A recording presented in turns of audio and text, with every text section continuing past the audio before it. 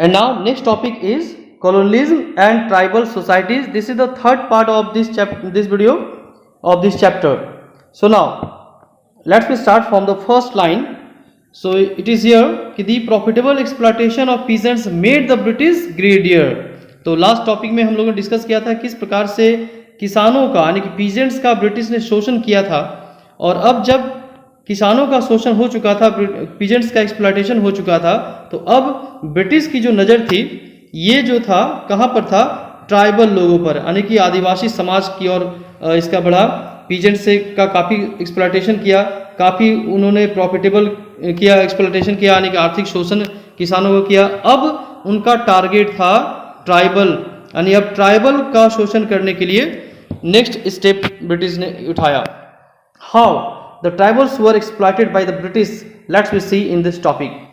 So now what is written here, their next target was the tribals of India who lived in deep forest and led a life of self sufficiency. तो ऐसा हमें मालूम है कि जो tribal society होते हैं ये बहुत ज़्यादा लालची नहीं होते हैं और अपने लाइफ से पूरी तरह से संतुष्ट होते हैं। इन्हें ज़्यादा कुछ नहीं चाहिए जीने खाने के लिए, और ये जंगलों का फॉरेस्ट का नुकसान नहीं करते हैं। ठीक है, तो अब यहाँ फॉरेस्ट के अंदर रहते हैं और फॉरेस्ट का जो भी प्रोडक्ट है उसे यूज़ करते हैं, और इनका लाइफ जो है ना सेल्फ सफिशिएंस होता है। ठीक है, तो next one, there traditional economy was build around forest, यानी इनका जो ट्रेडिशनल इकोनॉमी है यानी इनका जो जीवन यापन है, खाना पीना कमाना, ये सारे जो है ये फॉरेस्ट के इर्द गिर्द ही घूमता रहता है, फॉरेस्ट के अंदर ही होता है, बाहरी दुनिया से इसे को बहुत ज़्यादा मतलब नहीं होता है। Now they firmly believe that the forest belong to them and they belong to the forest. इनका पक्का विश्वास होता है, ये मानते हैं ये जो फॉरेस्ट होते हैं ये फॉरेस्ट हमारा है और हम फॉरेस्ट के हैं, यानी फॉरेस्ट हमारे लिए बना है और हम लोग जो है ये फॉरेस्ट के लिए बने हैं। ठीक है, तो now most tribals like the Khonds of Orissa. अब यहाँ देखो अलग अलग स्टेट्स के बारे में दी गई, कौन कौन से आदिवासी समाज के जाति होते हैं, प्रकार होते हैं, इसके बारे में यहाँ पर दी गई है कि खोंड्स ऑफ उड़ीसा।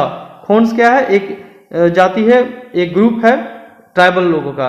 तो कहाँ पर खोंड्स पाए जाते हैं, खोंड बेसिकली उड़ीसा में पाए जाते हैं, Khond of Orissa. Practised shifting cultivation, तो ये आदिवासी जो है ट्राइबल पीपल ये शिफ्टिंग कल्टीवेशन को फॉलो करते थे, यानी कि इसे shifting cultivation already we have discuss. Shifting cultivation में क्या होता है कि जो खेती होती है वो जंगलों को, कुछ जंगल को पेड़ पौधे एक पर्टिकुलर प्लेस में काट दिया जाता है और वहाँ पर खेती की जाती है। इसके बाद से नेक्स्ट ईयर में क्या होती है, उस जगह को छोड़ दिया जाता है और फिर दूसरे जगह में सेम प्रोसेस को स्टार्ट की जाती है। यहाँ मान लिए खेती की गई इस साल है ना, इस ईयर में यहाँ पर खेती की गई जंगलों को साफ करके, नेक्स्ट ईयर में इस प्लेस को छोड़ दिया जाता है, यानी इसे अब 10, 20 ईयर 30 ईयर लीव कर दिया जाता है, छोड़ दिया जाता है। एक नए प्लेस को यहाँ पर जंगलों को साफ किया जाता है, फिर यहाँ पर खेती होती है। ऐसे करने से होता क्या है कि पेड़ पौधे बचे रहते हैं, जंगलों को नुकसान नहीं होता है। तो this process of agriculture is known as shifting agriculture. तो ये जो शिफ्टिंग एग्रीकल्चर कौन करते थे, खोंड्स ऑफ उड़ीसा। अब many tribal groups like one Gujjar of Himalaya and Jammu Kashmir. अब यहाँ देखो जम्मू कश्मीर का जो ट्राइबल है उसे गुज्जर के नाम से जाना जाता है। हिमाचल प्रदेश में कौन सा ट्राइबल है, गद्दीज है। तो ये live by herding and rearing animals. अब ये पशुपालन पर अपना जीवन व्यतीत करते थे। आप यहाँ पर देखो इन एरियाज में क्या है, बहुत ज़्यादा फॉरेस्ट नहीं होता है, तो यहाँ पर इनका जो जीवन यापन चलता है वो हर्डिंग और रियरिंग एनिमल्स यानी पशुपालन करके अपना जीवन यापन चलाते हैं। Amongst the Mundas of Chota Nagpur, यदि छोटा नागपुर की बात करें तो यहाँ पर मुंडा आदिवासी की संख्या अधिक है। तो ये क्या करते हैं, amongst the Mundas of Chota Nagpur the land belong to the clan as a whole and all members had equal rights on the land. तो यहाँ पर मुंडा समाज में क्या होता है, जमीन पर किसी एक व्यक्ति का अधिकार नहीं होता बल्कि पूरे उसके ग्रुप का अधिकार होता है और सभी मेंबर्स मिलकर एक साथ खेती करते हैं और उस पर अधिकार जो है सभी का इक्वल राइट्स होता है उस जमीन पर, उस खेती पर। Now this topic completed. Next topic में है, यहाँ पर दी गई है कि impact on the tribal life. तो अब जो है ट्राइबल लाइफ पर यानी कि आदिवासियों के जीवन पर क्या इम्पैक्ट पड़ा, क्या प्रभाव पड़ा, इसके बारे में हम लोग डिस्कस करेंगे अभी। अब देखो यहाँ पर बताया गया है कि almost every tribe had a tribal chief. जैसा एक सरदार होता है ना, तो यहाँ पर जो ट्राइबल ग्रुप होते थे तो हर ट्राइबल ग्रुप का एक सरदार होता था, ट्राइबल चीफ होता था। But under the British rule the chiefs lost all power and were forced to follow the laws made by the British officers in India. लेकिन अब यहाँ जो ट्राइबल चीफ होते थे इनका अपना रूल होता था, इनका रेगुलेशन होता था। लेकिन जब ब्रिटिश इंडिया में आए तो ब्रिटिश ने क्या किया, ये ट्राइबल चीफ का जो पोस्ट है इसे फिनिश कर दिया। ट्राइबल पोस्ट फिनिश करने मतलब ट्राइबल का पावर जो है जब छीन लिया गया तो ऑटोमेटिक ट्राइबल चीफ भी फिनिश हो गई। और अब इसे ब्रिटिश ने जो लॉ बनाया, जो रूल्स एंड रेगुलेशन बनाया, अब उन्हें इनके रूल्स एंड रेगुलेशन को फॉलो करना था। But the Britishers did not want shifting cultivation because it was difficult to control the movement on tribals. अब यहाँ पर जो शिफ्टिंग कल्टीवेशन की बात की गई थी, जो शिफ्टिंग कल्टीवेशन आदिवासी करते थे, अब ब्रिटिश ने क्या किया, कहा भाई ये तो शिफ्टिंग कल्टीवेशन हमारे लिए बहुत ही प्रॉब्लम है। तो शिफ्टिंग कल्टीवेशन को इसने क्या किया, बंद कर दिया। किसके लिए, ट्राइबल के लिए। नहीं चाहते थे कि शिफ्टिंग कल्टीवेशन प्रैक्टिस में रहे। अब क्यों नहीं चाहते थे भाई, क्योंकि शिफ्टिंग कल्टीवेशन में प्लेसेस को चेंज कर दिया जाता था, जिसके कारण ब्रिटिश को लगा कि भाई अब प्लेस को चेंज कर दिया जाएगा तो यहाँ से हमें जो रेवेन्यू मिलेगी, ये रेवेन्यू जमीन से मिलना मुश्किल होगा, क्योंकि बार बार कहाँ मैं ढूंढूंगा उसे। एक बार यहाँ वन टाइम ने यहाँ पर एग्रीकल्चर किया, सेकेंड टाइम अदर प्लेसेस में किया, तो ऐसे रेवेन्यू को कलेक्ट करना काफी मुश्किल होगा। तो इसलिए क्या किया, शिफ्टिंग कल्टीवेशन को लोग बंद करना चाहते थे और फाइनली उन्होंने बंद भी कर दिया। But the tribals wanted to continue shifting cultivation, लेकिन आदिवासी कभी नहीं चाहते थे कि शिफ्टिंग कल्टीवेशन को बंद कर दिया जाए, जिसके कारण आदिवासी जो है, ट्राइबल पीपल जो है, ये ब्रिटिश से काफी गुस्से में थे। The changes made in the forest laws by the British made the tribal life very difficult. तो जब फॉरेस्ट कानून बना, जब फॉरेस्ट लॉ बना, जंगल कानून बनाया गया, किसके द्वारा, ब्रिटिश ने जब बनाया, तो ये इन फॉरेस्ट लॉ से इनका जो ट्राइबल का जो जीवन था ना, बहुत ही डिफिकल्ट हो गया, बहुत प्रॉब्लम हुआ। अब क्या क्या प्रॉब्लम हुआ आगे हम लोग जानते हैं ना। तो most of the forest were declared as the state property. जितने सारे फॉरेस्ट थे, ये लगभग सारे फॉरेस्ट को ब्रिटिश ने क्या किया, कहा कि भाई ये जो है राज्य की संपत्ति है, स्टेट की प्रॉपर्टी है, इस पर आपका कोई अधिकार नहीं है ना। Specially the reserve forest which produce timber, और स्पेशली वैसे फॉरेस्ट को स्टेट फॉरेस्ट बना दिया गया है ना, जहां से ज्यादा मात्रा में टिम्बर निकलती थी, जहां ज्यादा मात्रा में लकड़ी निकलती थी, टिम्बर जो तना होता है, लंबे लंबे लंबे लंबे जो पेड़ होते हैं, दैट इज कॉल्ड टिम्बर। तो many tribals had to move to other areas in search of livelihood. तो जब जंगल को स्टेट प्रॉपर्टी बना दिया गया फॉरेस्ट को, यानी इसका मतलब कि फॉरेस्ट में किसी को नहीं रहना है, किसी ट्राइबल्स को, तो ट्राइबल को क्या करना पड़ा, ट्राइबल को move to other areas in search of livelihood, अपने जीवन यापन को चलाने के लिए दूसरे जगह पे जाना पड़ा, है ना, छोड़ना पड़ा उन्हें जंगल। This created a shortage of labourers to cut trees for railway sleepers and transport logs. तो जब जंगल से लोग बाहर चले गए, आदिवासी समाज बाहर चला गया या जाना पड़ा, तो इससे क्या हुआ, ब्रिटिश के लिए लेबर की कमी हो गई, काम करने वाले लोगों की कमी हो गई। और इन लेबर्स का यूज कहाँ होता था, क्योंकि रेलवे की स्टार्टिंग हो चुकी थी, तो रेलवे में जो स्लीपर होते हैं ना, रेलवे में स्लीपर किसे कहा जाता है, रेलवे दो लाइन पटरियों के बीच में जो इस तरह से दी जाती है, इसको स्लीपर कहा जाता था। तो अभी क्या है, आयरन के स्लीपर दिए जाते हैं, बट पहले ये स्लीपर्स लकड़ी के होते थे। तो इसी के लिए पेड़ों की कटाई होती थी, ब्रिटिश करते थे। अब इसे ढोने के लिए लेबर की क्या हो गई, कमी हो गई, है ना, और उसे उठाने के लिए, ट्रांसपोर्ट करने के लिए, ले जाने के लिए भी दिक्कत होने लगी। तो during the 19th century when the demands for the forest produce increased, the traders and the money lenders took advantage of this situation। अब देखो ये क्या हुआ कि 19th सेंचुरी में फॉरेस्ट प्रोडक्ट जो है, जो जंगलों से जो निकाले जाते हैं प्रोडक्ट कोई भी है, तो फॉरेस्ट प्रोड्यूस जो है इसकी जो डिमांड है बढ़ गई। तो बढ़ने से क्या हुआ, बढ़ने से कौन इसका बेनिफिट उठाएंगे, जो फॉरेस्ट प्रोडक्ट से प्रोडक्ट में व्यापार करते हैं या उससे रिलेटेड जो बिजनेस करते हैं, यानी कि ट्रेडर्स, यानी कि व्यापारी। तो इन व्यापारियों को, और जब व्यापार बढ़ता है, ट्रेड बढ़ता है, तो वहां पर पैसों की लेन देन भी होती है। तो पैसे की लेन देन, पहले बैंक सिस्टम तो थी नहीं, तो मनी लेंडर होते थे जो पैसों को लेना देना करते थे, यानी उधार, यानी कि लोन देने का काम मनी लेंडर करते थे। तो जब यहाँ पर बिजनेस एक्टिविटी बढ़ी, है ना, तो यहाँ पर ट्रेडर्स और मनी लेंडर्स की भी संख्या बढ़ी, और इस सिचुएशन का फायदा उठाना चाहा। किस सिचुएशन का, ये जो डिमांड बढ़ी उसका फायदा किसने, ट्रेडर्स ने और मनी लेंडर्स ने। तो इसने क्या किया, they went to the tribal and offer them cash loans. तो क्या किया इन ट्रेडर्स ने और मनी लेंडर्स ने, ये लोग फिर कहाँ गए, ट्राइबल्स के पास गए और उन्होंने कहा चलो भाई तुम मेरे लिए काम करो, है ना, और तुम्हें लोन की जरूरत है, उधार की जरूरत है तो आप लो हमसे, बट काम होना चाहिए, ठीक है। तो उन्होंने कैश लोन देना शुरू किया, किसको, ट्राइबल लोगों को। They also asked them to work for wages, और साथ ही साथ यह भी कहा भाई तुम अगर मजदूरी लेके काम करना चाहते हो तो फिर आप वेजेज लीजिए, मजदूरी लीजिए और हमारे लिए वर्क कीजिए। It led to the further misery of tribals, लेकिन आगे चलकर ये जो सिस्टम था कैश लोन देने का या मजदूरी में मजदूर बनने का, इससे क्या हुआ, ट्राइबल का जो लाइफ था वो काफ़ी माइजरी हो गया, काफ़ी मुश्किल भरा हो गया, काफ़ी प्रॉब्लम क्रिएट हुआ। उनका जीवन जो है, उनका लाइफ जो है बहुत ही दयनीय हो गया, पुअर कंडीशन हो गया, किसका, ट्राइबल्स का। Now see the next paragraph, what is written here, let us take a case of Santhal of Hazaribagh, Jharkhand and West Bengal. तो एक संथाल यहाँ पर जो जाति है आदिवासी समाज का, उसके बारे में यहाँ पर बात की गई है। Who Rudyard silk worm for the production of cocoon.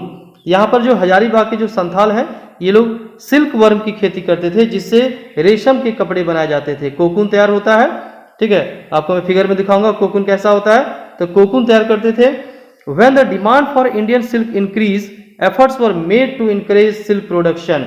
तो ब्रिटिश ने जब देखा कि ये जो इंडियन सिल्क का यानी भारतीय रेशम का काफी डिमांड हो गई है ना, तो उसने क्या किया, इसके प्रोडक्शन को बढ़ाने का प्रयास किया गया। किसके प्रोडक्शन का, सिल्क वर्म का या सिल्क का।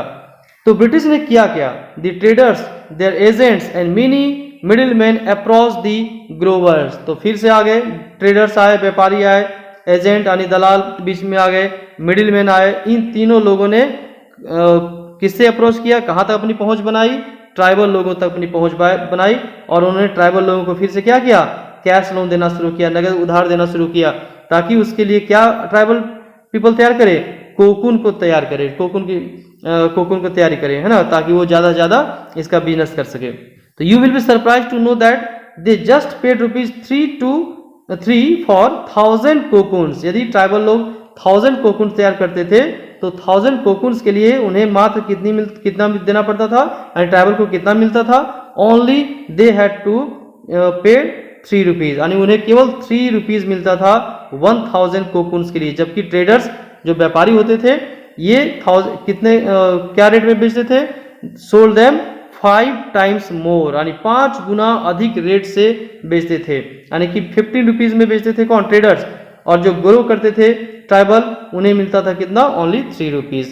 तो when the tribal groups came to know of the reality, they were shocked and started considering traders as their enemy. तो जब ये आदिवासियों को, ट्राइबल लोगों को पता चला कि भाई मुझे ₹3 दी जाती है और इसे ₹15 में बेची जाती है, तो फिर इन्हें ट्राइबल को लोग लगा, शॉक हो गया ना, झटका लगा कि भाई इतना डिफरेंसेस। तो फिर इन्होंने क्या किया, ट्रेडर्स जो थे इनके लिए क्या हो गया, दुश्मन बन गए। किसके लिए, ट्राइबल लोगों के लिए, यानी ट्राइबल लोगों की नज़र में ये जो ट्रेडर्स थे ये दुश्मन बन गए, उन्हें खूब लूट रहे हैं। अब क्या हुआ कि many tribals had to leave their forest home in search of work. जब फॉरेस्ट लॉ इंप्लीमेंट कर दिया गया ब्रिटिश के द्वारा, तो बहुत सारे ट्राइबल्स को क्या होना पड़ा, अपना जो होम है, जो फॉरेस्ट उनका घर था, इसे छोड़ना पड़ा। इसके लिए छोड़ना पड़ा ताकि उसे कोई वर्क मिल सके, यानी काम की तलाश में उन्हें जंगल को छोड़ना पड़ा जो उनका घर था। A large number of them were recruited through contractors to work in the plantation in far area of Assam, far off area of Assam। तो बहुत सारे जो ट्राइबल से उन्हें कहाँ पर जाना पड़ा, उन्हें कॉन्ट्रैक्टर के अंडर में काम करना पड़ा। कॉन्ट्रैक्टर मीन्स क्या होता है, जैसे ठेकेदार होते हैं, एक ठेकेदार के अंदर बहुत सारे लेबर होते हैं। तो ये जो कॉन्ट्रैक्टर्स होते हैं, ठेकेदार के अंदर में बहुत सारे मजदूर होते थे, ट्राइबल मजदूर, और इन्हें भेज दिया जाता था कहाँ पर, आसाम भेज दिया जाता था। और वहाँ पर ये टी प्लांटेशन यानी चाय का जो बागान होता है, वहाँ पर मजदूर की तरह काम करना पड़ता था। और काम तो किए, ठीक है। इसके बाद क्या, और क्या प्रॉब्लम थी ट्राइबल के साथ, they were paid low wages and not allowed to go home.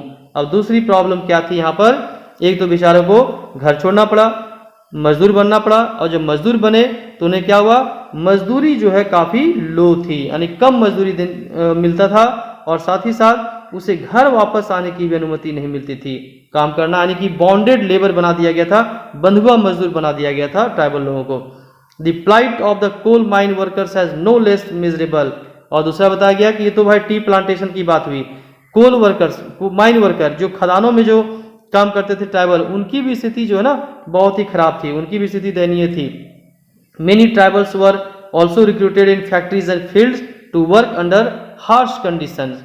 अब देखो ट्राइबल्स को फैक्ट्री में भी काम करना पड़ता था, खेतों में भी काम करना पड़ता था, और सबसे बड़ी बात है कि उनका जो कंडीशन होता था बहुत ही हार्श कंडीशन पर, बहुत ही मुसीबत का सामना करने के साथ ही उसे काम करना पड़ता था। तो इस तरह से ट्राइबल लोगों का काफी ज्यादा एक्सप्लॉयटेशन हुआ। About this one in this topic it has been told. तो भाई जब आप किसी का बहुत ही ज्यादा एक्सप्लॉयट करोगे, शोषण करोगे, तो फिर क्या होगा? रिवॉल्ट होगा। क्या होगा?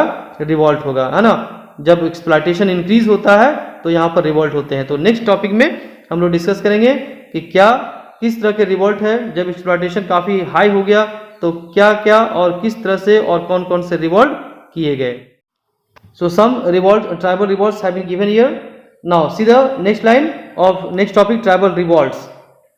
The commercialization of agriculture and exploitation of forest wealth made many tribals homeless and jobless. Already we have discussed here, हमने लास्ट टॉपिक डिस्कस किया कि ये जो कॉमर्शलाइजेशन हुआ, वाणिज्यीकरण हुआ, व्यापारीकरण हो गया कृषि का, और साथ ही साथ एक्सप्लॉयटेशन किया गया, फॉरेस्ट वेल्थ का एक्सप्लॉयटेशन किया गया, जो जंगल का जो प्रॉपर्टी था उसका एक्सप्लॉयटेशन ब्रिटिश ने किया। इसने क्या किया? ट्राइबल्स को होमलेस और जॉबलेस बना दिया, यानी कि घर से बेघर हो गए और इन्हें काम भी नहीं, इनके पास जॉब भी नहीं रहा। The unjust policies of the British resulted in rebellion by tribals in different parts of India. और यही कारण था कि जो अन्यायपूर्ण जो इनका नीति था, पॉलिसी था, अनजस्ट जो पॉलिसी था ब्रिटिश का, इसने बहुत सारे प्लेसेस में क्या किया? ट्राइबल लोगों को मजबूर किया, वे लोग फोर्स किया, कंपेल किया कि वे रिवॉल्ट करें। तो रिवॉल्ट बाय द खासीज एक प्रजाति है, तो यहाँ पर ग्रुप है खासी who lived in Khasi hills of north west Assam. कहाँ के हैं? असम के, है ना। These are very important statement and asked in the exam. तो ये खासी ने क्या किया? North west Assam took place in 1829। तो 1829 में खासी लोगों ने, जो असम के थे, इन लोगों ने रिवॉल्ट किया। The construction of a road through their land united many Khasi chiefs against the English under the leadership of Bar Manik and Tirot Singh. तो चूंकि यहाँ पर इनके घरों में, इनके जंगलों को काट करके यहाँ पर क्या किया था? कंस्ट्रक्शन ऑफ रोड, यानी कि रोड बनाए जा रहे थे, जिसका विरोध आदिवासियों ने, ट्राइबल लोगों ने किया। और किनके लीडरशिप में? बार मानिक और तिरुत सिंह। तो बार मानिक और तिरुत सिंह की लीडरशिप में खासी ट्राइबल ने रिवॉल्ट किया। कहाँ पर? नॉर्थ वेस्ट असम में। कौन से ईयर में स्टार्ट किया गया था? 1829 में। But the British suppressed their rebellion brutally. लेकिन इस विद्रोह को क्या किया? ब्रिटिश ने काफी ब्रूटली तरीके से, काफी निरसंस तरीके से सप्रेस कर दिया, यानी कुचल डाला। Now next tribal revolt, it has been told about Kukis, the Kukis. तो कुकीज कहाँ के थे? Hilly region of Manipur. तो मणिपुर के कुकीज, इन्होंने भी ब्रिटिश के खिलाफ वहां पर रिवोल्ट किया। Continue attacking the British territories from 1829 but they were forced to surrender in 1850। तो 1829 से इन्होंने स्टार्ट किया था रिवोल्ट, बट 1850 तक इन्होंने सरेंडर कर दिया। नेक्स्ट वन है खोंड्स। तो खोंड्स ऑफ खोंडमल्स नियर उड़ीसा, उड़ीसा के बारे में है। तो उड़ीसा में खोंड लोगों ने क्या किया था? खोंड ट्राइबल ने revolted against the British in 1846। 1846 में खोंड ट्राइबल ने रिवोल्ट किया था। क्यों?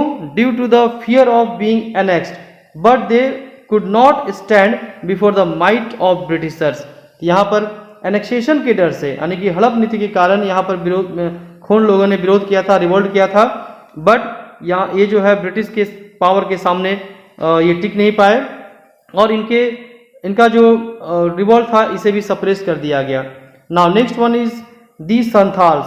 तो the Santhals found themselves quite helpless against the ruthless exploitation and oppression of the traders and the middle man. तो यहाँ पर देखो संथालों का जो एक्सप्लॉयटेशन हो रहा था ब्रिटिश तो कर ही रहे थे, इसके साथ साथ जो ट्रेडर्स थे और जो मिडिल मैन थे इनके द्वारा भी संथालों का काफ़ी ज़्यादा एक्सप्लॉयटेशन हो रहा था, शोषण हो रहा था। तो they were expecting the British government to safeguard their interest. अब हालांकि ये चाहते थे कि ब्रिटिश उनको हेल्प करे और इनका जो शोषण हो रहा था ये ट्रेडर्स के द्वारा, मिडिल मैन के द्वारा, तो ये चाहते थे कि जो ब्रिटिश गवर्नमेंट है ये इंटरफेयर करे और इनके इंटरेस्ट की रक्षा करे, इनके इंटरेस्ट के लिए, इनकी भलाई के लिए काम करे।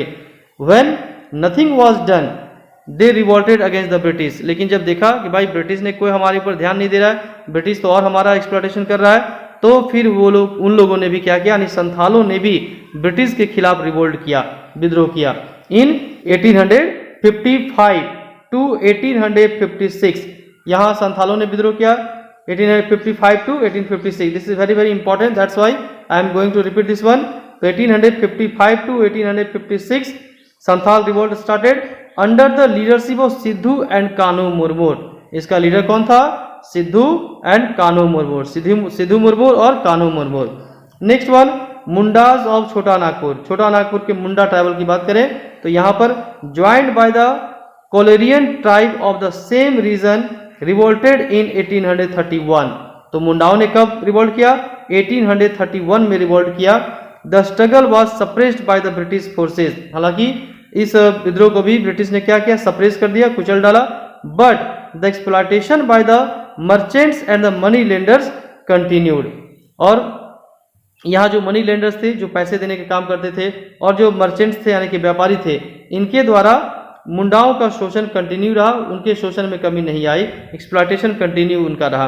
And now next paragraph, in 1895 very very important, 1895 Birsa Munda, ये young boy emerged as a hero of tribals. तो एक इसी लाइन में क्या हुआ, एक नया हीरो ट्राइबल समाज में आया और उनका नाम क्या था? Birsa Munda, very well known Birsa Munda.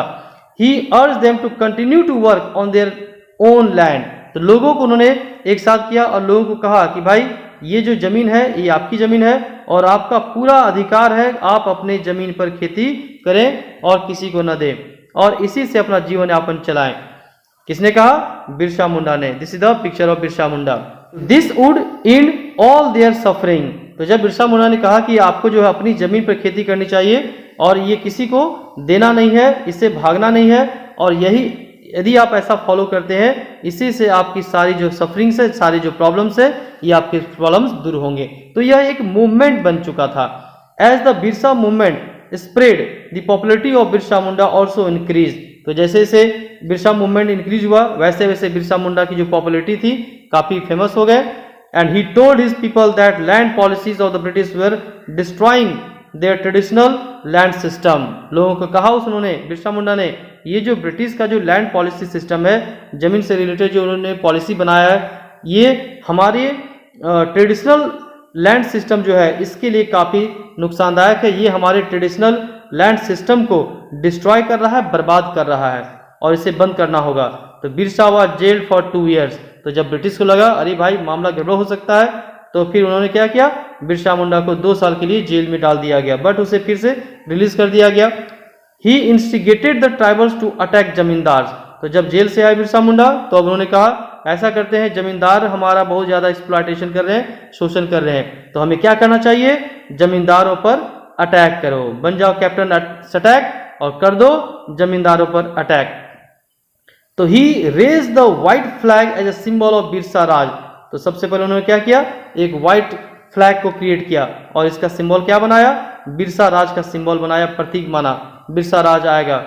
This movement ended in 1900 with death of Birsa. लेकिन जब 1900 में बिरसा मुंडा की मृत्यु हो गई, डेथ हो गई, तो यहाँ पर ये जो बिरसा मूवमेंट है ये क्लोज हो गया। तो in this part we have to complete here.